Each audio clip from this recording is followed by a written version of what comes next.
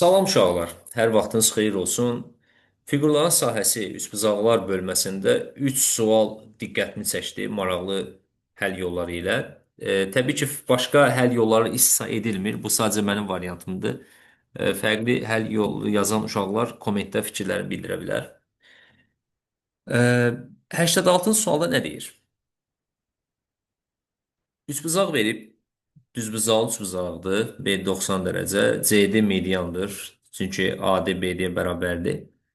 Və bucaqlardan biri 75-dir. Burada əsas məsələ bax bucağın 75 olmasıdır.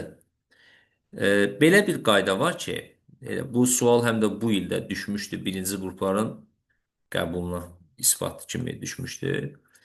Belə bir qayda var ki, əgər düzbucaqlı üçbucağın iti bucaqları 75 və 15 dərəcədirsə, düz buzaq təpəsindən çəkilən hündürlük hipotenuzdan 4 dəfə kiçikdir. Yəni bu hündürlük h-dırsa, hipotenuz 4h olur. Gəlin birinci bunu isbat edeyim, sonra məsələyə qayıdacağım. İsbat məsələlərində bizə xüsusi kömək olan təbii ki, mediandır. Gəlin bir dənə də buradan median çəkək.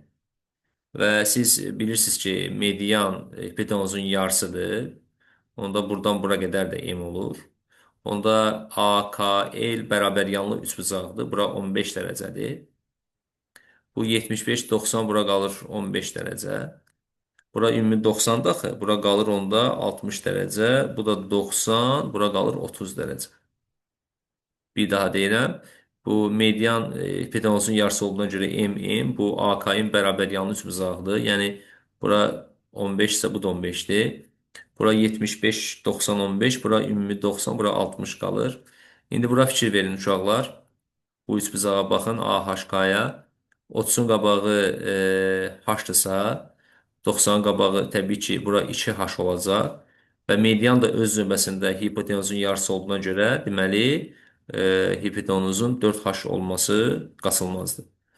İndi burada mən deməli başa düşdüm ki, bu düzbucaqlı üçbucaqda, düzbucaqlı üçbucaqda, bura 75, bura 15 dərəcədirsə, bu hipotenuza çəkilən median, daha doğrusu bağışlayın, hündürlük, hipotenuz seçilmiş bu hündürlük hipotenuzdan 4 dəfə kiçikdir. Bunlar da AC-ni bizə 20 veriblər. Deməli, bura 5 olur. Onda mən bu üçbucağın sahəsini belə yaza bilərəm. Təbii ki, bu da üçbucaqdır. 2də 1 AH kimi. Yəni, tərəf və həmin tərəfə seçmiş hündürlüyə görə. 20 də bərabərdir. 2də 1 deməli, sahə S bərabərdir daha doğrusu. 2də 1, 20 vurulsun 5. Əla. Buradan cavab alınır 50. Deməli, bu üçbucağın sahəsi 50-dir. Üçbucağın sahəsi 50-dirsə, axı bu CD də özü bir median idi. Bu median da bunu iki bərabər sahəyə bölür axı. Onda deməli, bura 25, bura 25 qalacaq. Deməli, şıxlamış hissənin sahəsi bura 25-dir. İkinci məsələdə fikir verirsinizsə, deyir, BAS bucağının tənbüləni AD-dir. Yəni, bu alfadır, bu da alfadır.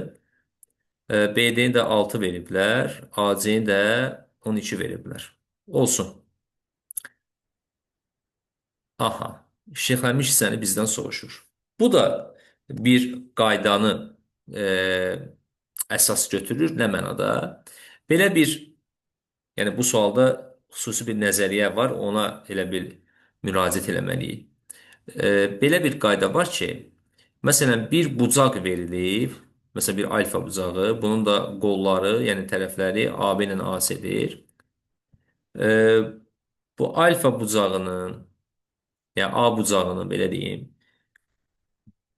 gəl elə bunu A bucağı deyək, alfa lazım deyil. Hə, A bucağının tənböləni üzərində götürülmüş bir nöqtədən, bu tənböləndir, elə bil alfa alfa, onun tərəflərinə qədər olan məsafələr bir-birinə bərabər olur. Və bu da çox vacib nəzəri məlumatdır. Bir bucağın tənböləni üzərində götürmüş nöqtədən onun tərəflərinə qədər olan məsafələr bərabərdir. Niyə? Çünki alfa 90, bura qalır 90 çıx alfa, alfa 90, bura qalır 90 çıx alfa.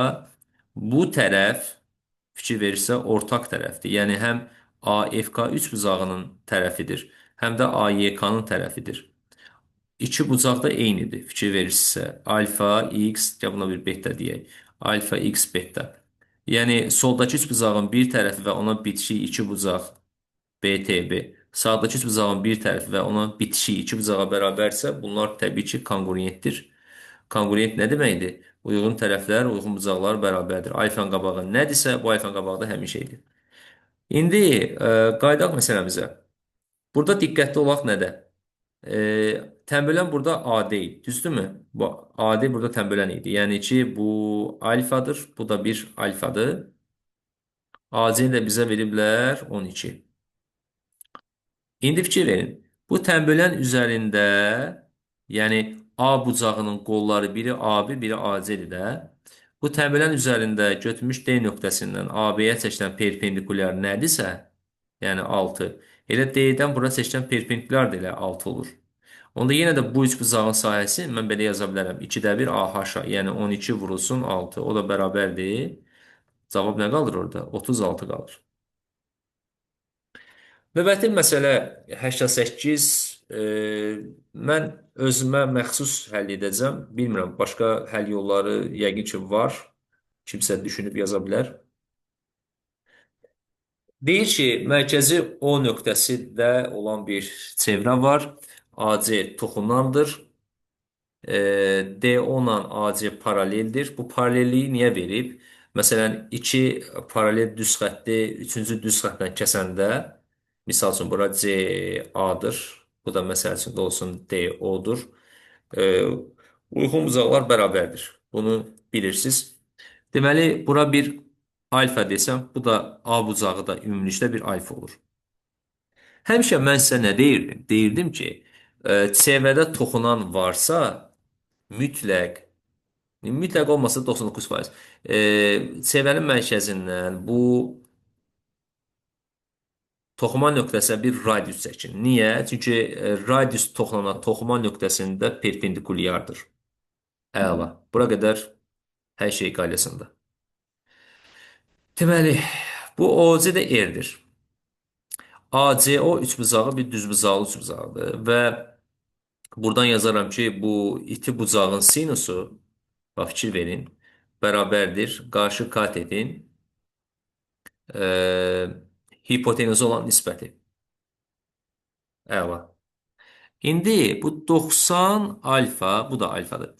Yaxşı, mən bu AOD üçbucağının sahəsini belə yaza bilərəmmi? 2-də 1 AO tərəfi vurulsun OD tərəfi vur. Onlar arasında qalan bucağın sinusu. Onlar arasında qalan bucağın da sinusu 180 çıx alfadır da. Çünki orada alfa ilə bu bucaq qonşu bucaqlardır. Bu da olur 64 bərabərdir.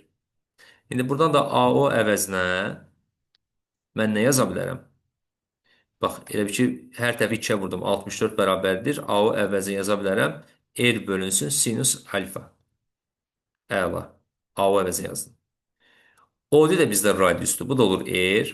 Və siz də bilirsiniz ki, sinus 180 çıx alfa elə sinus alfaya bərabərdir. Yəni, sinus tutaq ki, 30 dərəcədə nə alırsa, qonşu bucaq 150-də də həmin şey alır. Nə bilim, 140-da nə alırsa, 40-da da həmin şey alır. Onda buradan sinuslar gedir, qalır R kvadratı bərabərdir 64-də, R də bərabərdir 8-ə. Çox maraqlı məsələlərdir. Ümid edirəm ki, bunlar sizlər üçün faydalı olacaq. Növbəti maraqlı suallarda görüşənədək. Sağ olun, salamat qalın.